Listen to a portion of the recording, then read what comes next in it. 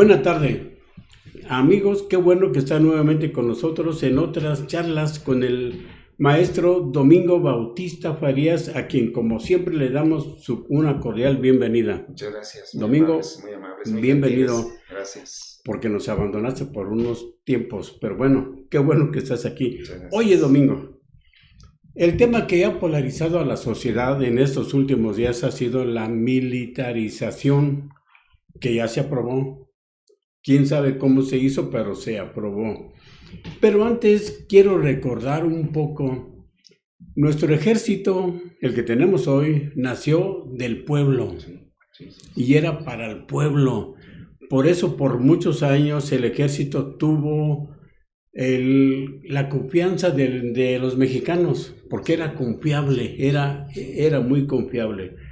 Pero el temor que tengo, por lo menos yo, es de que en caja abierta hasta el mal justo peca. Esto que tú dices es una percepción social, Sí. porque el ejército es de las instituciones, junto con el Instituto Electoral, que más índices de confianza tienen en el país. Claro. Y sí. después la iglesia. Pero es el ejército, el INE y la iglesia los que más confianza tienen, y después los académicos. Sí. En el último siempre están los políticos. Pero esto que dices... Sí, los políticos al último. Sí, pero esto que dices tiene razón, porque el ejército es el elemento institucional en que los mexicanos más nos identificamos por su disciplina, sí, por su orden y por su honradez. Y participación, sobre todo en los desastres. Sí. Ahí los vemos. Sin embargo, lo están contaminando. Totalmente. Y eso no es conveniente para la sociedad. No. La sociedad ocupa siempre un instrumento, un baluarte que te brinde confianza. Cuando ves a alguien del ejército que está cuidando algo, dices, está bien, porque aquí están cuidando. Pero ahora lo están viciando, lo están debilitando. Sí. Esto que tú decías, si se involucra en cosas que no son de ellos, como son administrar cosas, procedimientos, como son aduanas, como son constructores y como son hoteles, aeropuertos. Eso no es correcto. Sí. Porque mira, eso es administración pública, y en administración pública hay manuales y hay procedimientos, que esos procedimientos son los que tienen muchas lagunas oscuras que permiten por sí solos la corrupción. Pues sí. Y entonces, si estás metiendo al ejército en estos esquemas de administración ordinaria, en administración pública, lo estás haciendo propenso a la corrupción. Corres el riesgo. Y no debemos provocar que el ejército también se corrompa, porque de lo contrario estamos debilitando a una sociedad, estamos debilitando a un país. El ejército debe estar enfocado a lo que dice el artículo 21 de la Constitución, a atender la soberanía y la seguridad del país, y no como se está dando de esta forma. Si se da, o como ya se dio por la aprobación del Senado, es porque el gobierno federal no pudo con la seguridad. No pudo. Sí, fue un fracaso rotundo. Está reconociendo que no pudo con sus abrazos, y abrazos. Y sus programas sociales que iban... fracasaron, porque la seguridad sigue siendo el talón de Aquiles. Sí. Los mexicanos cada vez nos sentimos más inseguros ya en cualquier lugar. Y no dio resultado su programa. Ahora quieren que entre el ejército. Lo único que va a pasar, porque en 2 años el ejército no va a poder limpiar y crear una nueva causa, va a desprestigiar al ejército. Bueno, tiene desde Felipe en esas labores, y no ha mejorado la seguridad. No lo ha mejorado, porque la seguridad debe de atenderse, como dice el presidente, con causas sociales, pero muy atendidas desde un punto de vista institucional y no politizadas o con ideología. Los programas sociales del presidente no funcionan porque traen una ideología. Totalmente. Pero son programas sociales que están bien enfocados, porque hay que atender a las clases más pobres, pero sin ideología. Y ellos sí lo hacen con mucha ideología que se tergiversa.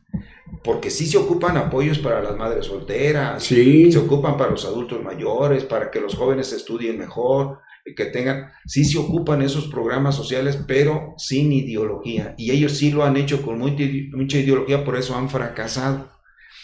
Ahora, si el ejército lo metemos a atender la seguridad en las calles y en las comunidades y en lugares donde hay violencia, no va a ser suficiente. Lo que ocupamos es que la policía municipal, la policía estatal, realmente crezcan con una cultura de servicio y de preparación y con los instrumentos necesarios para que sea una policía que trascienda no nada más un sexenio, sino que siempre haya una cultura por ser policía en donde el ciudadano se siente identificado con el policía y no como está pasando ahora, que en lugar de acercarse a ellos, ¿le teme? el ciudadano le teme. Sí, definitivamente. Yo creo que se está poniendo en riesgo una institución que se ha mantenido con claros oscuros, ¿no? Porque tenemos, bueno, ahorita es un tema que quiero puntualizar muy bien. Lo de Guacamayas, el hackeo que se le está haciendo, es directamente al corazón de la credibilidad de la defensa nacional. Sí. O sea, no es contra el presidente, no es contra otra institución, es contra la defensa nacional, con sus excesos, con su participación en lo de Ayotzinapa, la matazón de Tlataya, o sea, los puntitos negros, que no son muchos, pero son negros los que tiene el ejército, se están magnificando. Sí, y eso es peligroso otra vez. Eso es lo que decimos. Una institución que goza de la simpatía del pueblo, la están sacando la cara oscura. Claro, y es por un descuido de política pública, porque recordemos que también a ellos les pegó la austeridad republicana mal enfocada, porque por la austeridad republicana no existieron medicamentos cuando se ocupan, no existieron la seguridad en energías, no existe mantenimiento en las refinerías, no existe ampliación en las redes eléctricas, los trabajadores no tienen herramientas para hacer bien se descuidó labor. El mantenimiento. Y ahora, por canalizar todos esos recursos al sur del país, esa austeridad no permitió que existiera mantenimiento en las líneas del metro. Y ahí está lo que pasó. No permitió que el ejército pudiera comprar software y maquinarias para protegerse su información. Y ahora el problema ahí está. Ahí está. Pero así existen más debilidades institucionales en aras de una austeridad mal enfocada. Porque la austeridad no quiere decir que les demos a los trabajadores, tenemos que darle las herramientas adecuadas, precisas y modernas para que puedan hacer buen servicio. Y en México no ha pasado eso. Se descuidó todo eso, como fue la medicina, y fueron el mantenimiento en las áreas y compra sobre todo de las nuevas tecnologías. Sí. Y ahí está el problema de Guacamayas. Ahora, le pega a un sector institucional muy importante como es el ejército, pero es el más protegido del presidente de la República. Le pegó a su hijo chiqueado. ¿Al consentido?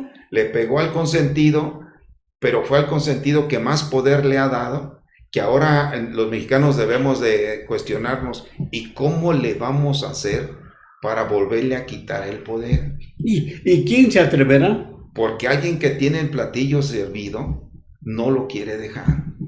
Y eso es lo que debemos de pensar los mexicanos, qué es lo que va a pasar cuando el ejército esté empoderado, porque a final de cuentas son individuos, son personas, son seres humanos que les gana el poder y la ambición de tener todo el control de poder. Y ahí debemos de tener muy serios cuestionamientos. Así es, porque el ejército, debemos de dividir al ejército, ¿no? Una cosa son los coroneles, los capitanes, los generales, y otra cosa es la tropa. Claro, sí, así es. La tropa es el pueblo, es el que sufre el que trabaja y el que no recibe los beneficios. Quien recibe los beneficios es la élite. Sí, así es la élite la que está protegida y la que va a gozar de estos beneficios, pero al rato dice, bueno, ¿y cómo los mexicanos vamos a tener confianza que ellos en su momento hagan una transición en paz?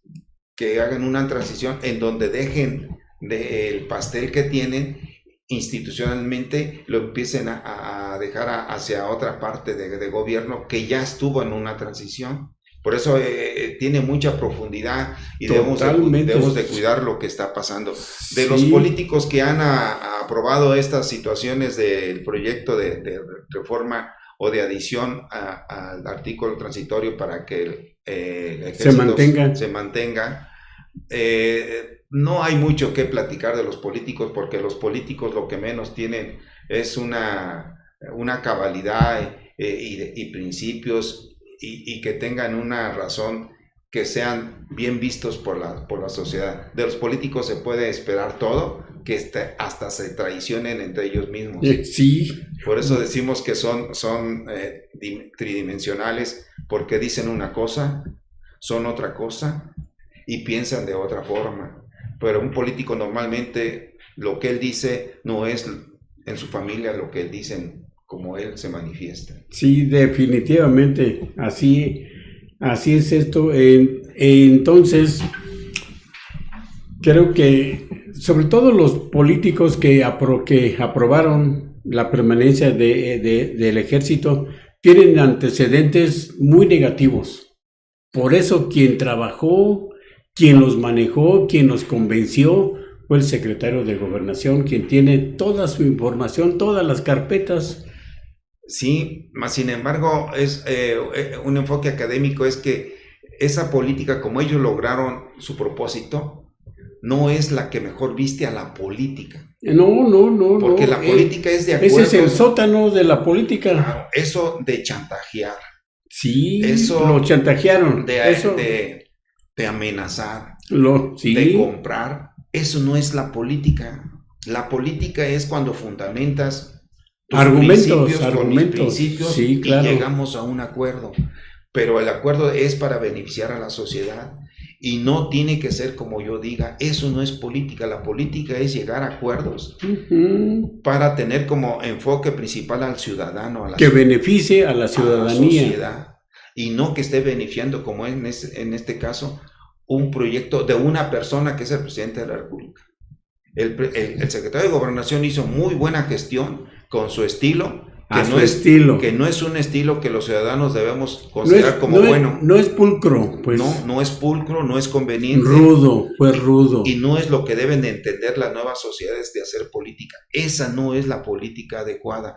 La política adecuada es argumentar y fundamentar principios, proyectos para llegar a un acuerdo que le beneficien a la sociedad, no un proyecto de una persona o de un partido político. Es la sociedad la que siempre debe de estar al fondo y en el centro y a futuro. Por eso, Domingo, creo que no podemos terminar esta charla sin reconocer el esfuerzo que hizo la bancada del PAN y del Movimiento Ciudadano, sí, que fueron los que se mantuvieron ante traiciones, o como se le puede llamar, a los priistas y a los perredistas. Claro. Sí, y más en este momento. Sí. Porque es un momento... Resistieron, pero es... 40 mexicanos resistieron y se mantuvieron. Sí, y ante una política muy agresiva, Totalmente. De mucho chantaje y de mucho exhibicionismo. El valor es al doble. Sí. Porque estás viendo cómo están enjuiciando sin tener fundamentos, pero sí chantajeando y comprando criterios, conciencias, sí. Y sin embargo el Partido Acción Nacional junto con el Movimiento Ciudadano establecieron un principio y creo que todavía los mexicanos tenemos esperanza, debemos tener esperanza que las cosas se pueden enderezar y que podamos hacer cosas mejores, pero como tú lo has dicho, Juan, los ciudadanos y la sociedad tenemos que organizarnos. Totalmente, ya no es de partido, sí es ciudadanía. Sí, como ciudadanos debemos estar pensando que ahora tenemos que ir haciendo conciencia con más ciudadanos sobre qué es lo que le conviene a México, no bajo un proyecto específico de un partido, sino qué es lo que le conviene a México. Así es. Y qué es lo que debemos de pensar para el futuro. Perfecto, Domingo. ¿Algo más? No, pues como siempre agradecer nada más. Muchas gracias. Amigos, y la recomendación de siempre que terminamos un programa con el amigo Domingo, piensen, razonen y comenten entre sus amigos, entre sus amistades, qué es lo que más le conviene a México, porque lo que queremos es que a México le vaya bien. Si le va bien a México, no va bien a todos. Así ahora es. Somos un gran país y todavía tenemos una gran historia y tenemos un futuro enorme. Sí, pero no debemos de agachar la cabeza, debemos abrir la mente y buscar cómo hacer nuevas cosas, porque lo que hicimos está mal. Ahora hay que ver cómo podemos mejorar todo lo que viene. Amigos, ese es el consejo que les podemos dar. Razonen sus comentarios y júntense con sus amigos y piensen sobre lo que hemos hecho y lo que podemos hacer. Domingo, gracias, como siempre. Gracias. Y hasta la próxima.